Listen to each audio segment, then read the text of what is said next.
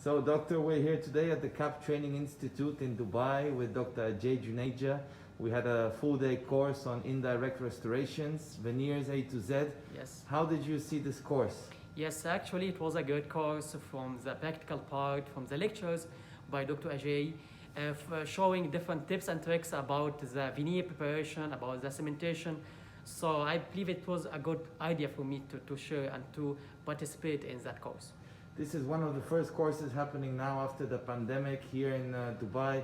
We had both a virtual online audience and also a face-to-face physical audience. Yes, exactly. How do you feel? Do you feel safe? Do you think doctors should go back to attending courses nowadays? Yes, for sure. And as you see here now that all of us wearing masks, we have social distancing in the lecture room and in the hands-on room.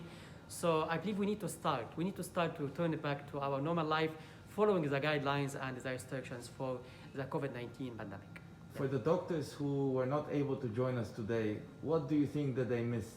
I believe they missed many things, yeah, especially in the practical part. Yeah, because in the practical part, you need to participate physically in the hands-on, yes.